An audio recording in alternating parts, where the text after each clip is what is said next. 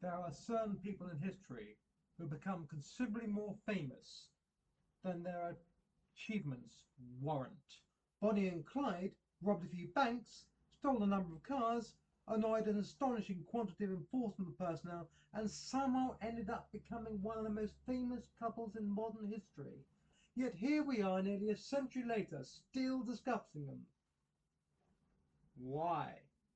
This is where things become interesting because I'm not entirely convinced Bonnie and Clyde became famous because they were criminals. What Bonnie and Clyde possessed was something considerably more valuable than money.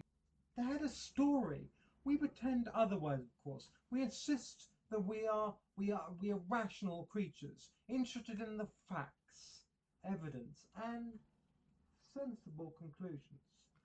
Then we spend entire evenings watching true crime documentaries, reading celebrity gossip, and Bonnie Parker understood instinctively what made people spend a lifetime trying to discover. Reality is often disappointing. Fantasy rarely is, which is where she lived. If ever there was a young woman born into the wrong life, Bonnie was probably a strong contender. She loved poetry. She loved films. She loved romance. She dreamed of excitement and adventure and a future that stretched beyond the streets she knew. Unfortunately for Bonnie, she happened to be living in Texas. Life has a habit of being awkward like that.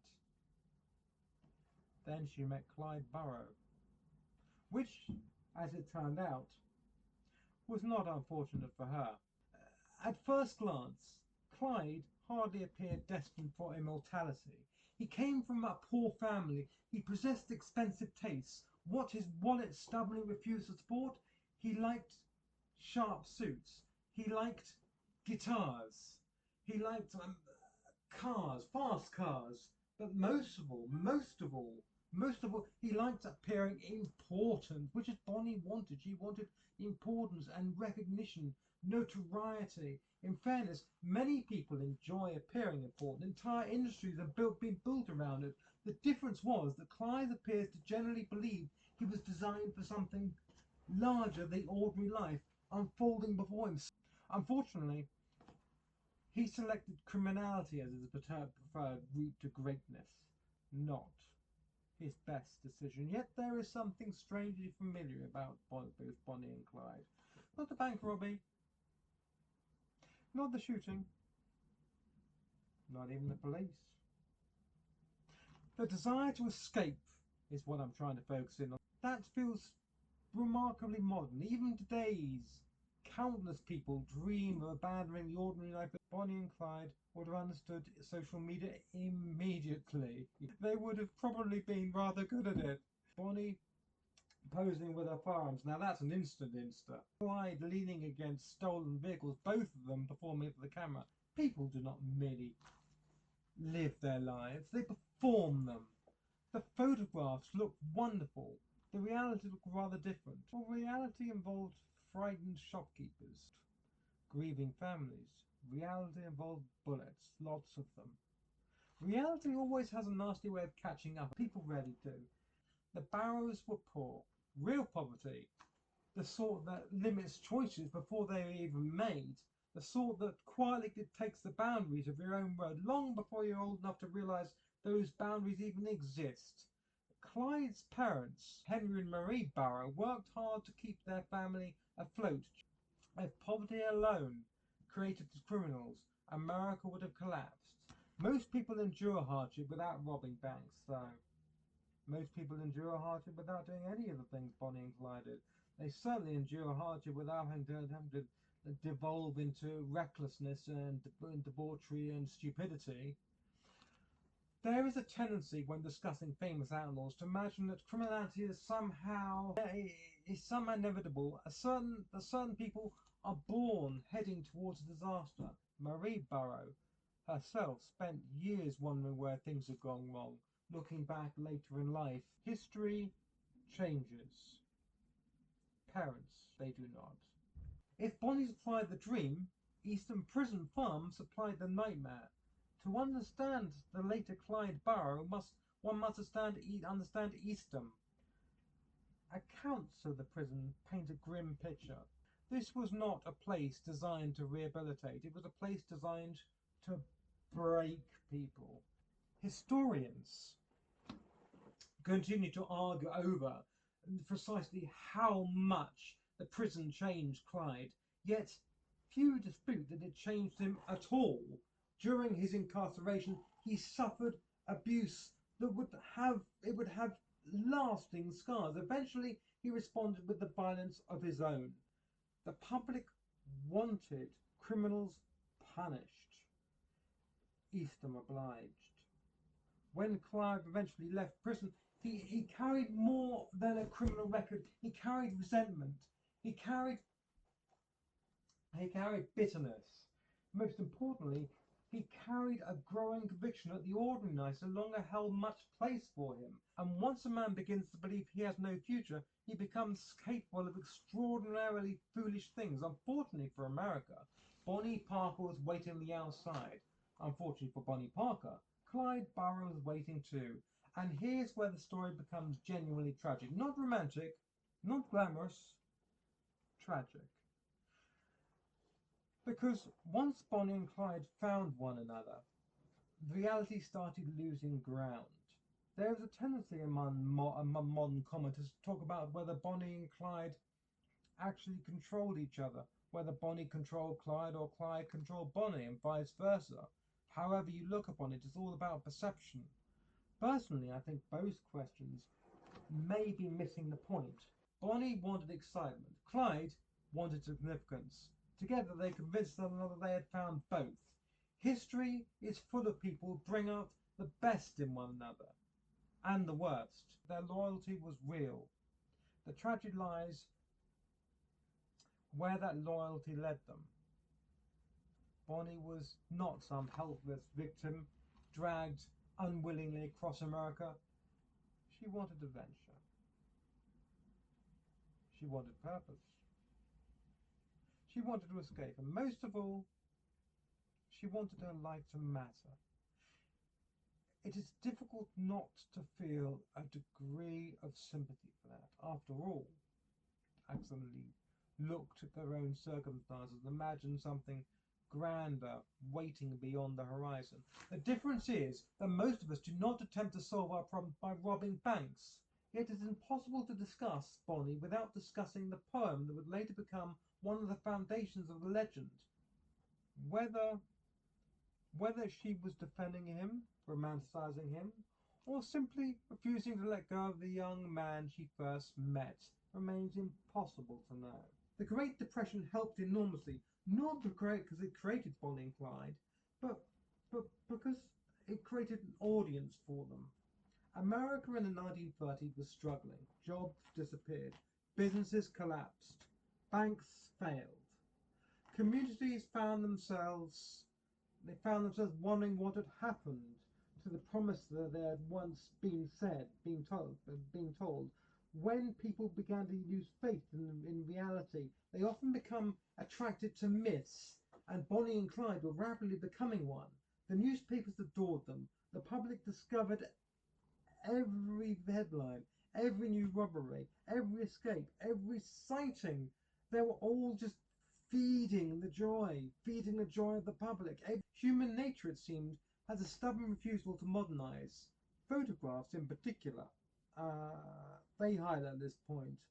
They prove indestructible. The Bonnie and Clyde photographs, posing with firearms, leading against stolen vehicles, both of them looking suspiciously like they wandered out of a Hollywood production. The photographs looked better than the reality. Then again, I mean, who can say? Photographs often do.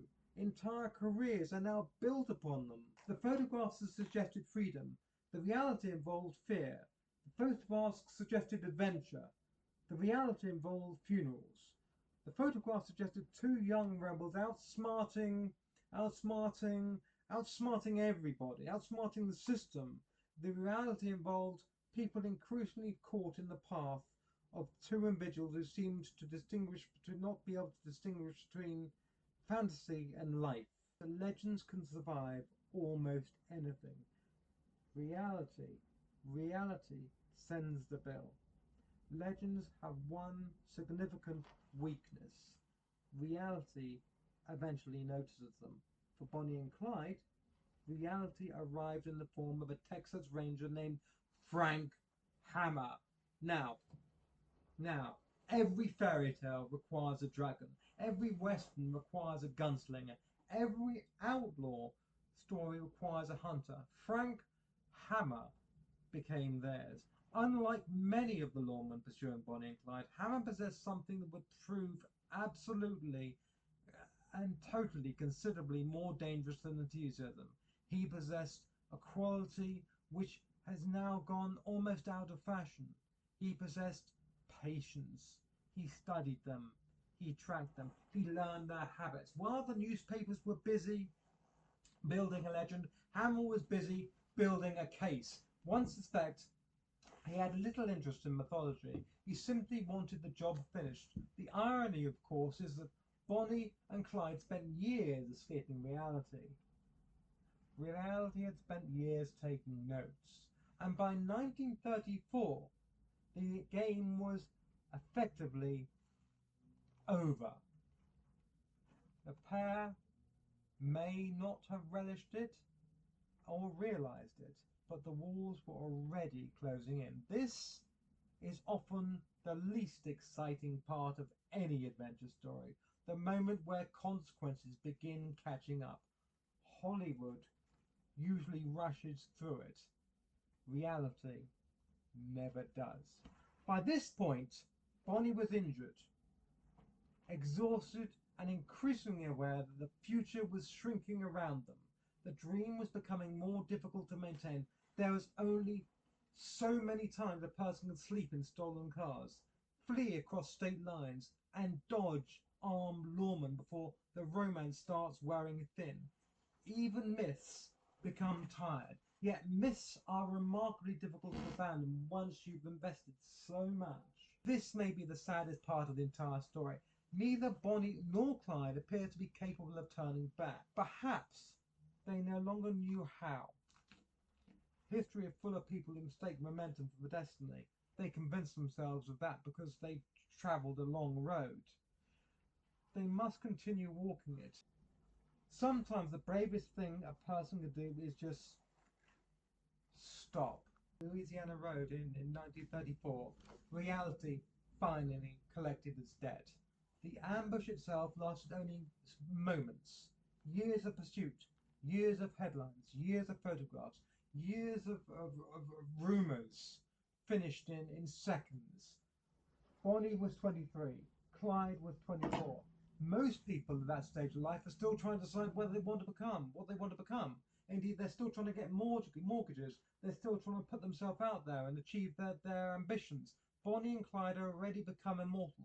Not the sort of immortality one would recommend, but immortality nonetheless.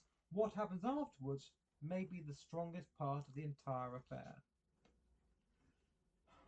People descended on the scene.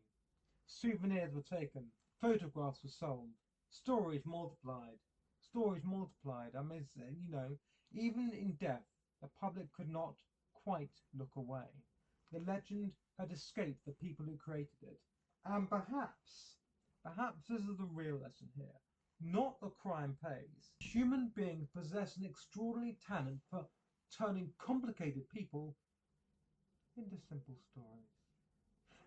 We still do it now. We do it in politics. We do it in celebrity culture. We do it on social media. We do it in documentaries. We do it in podcasts. I'm doing it right now. In fairness, we package crime into a streaming series, a true crime special. The newspapers wanted headlines. The public, they wanted a legend. Everybody got what they wanted. Right up until reality arrived and informed her of the cost. We never liked receiving the cost.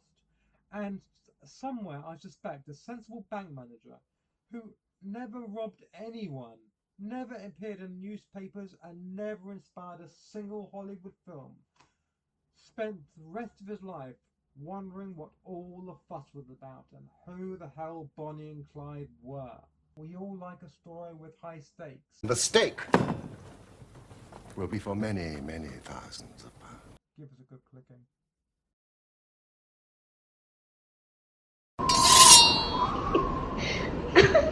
Shakanaka.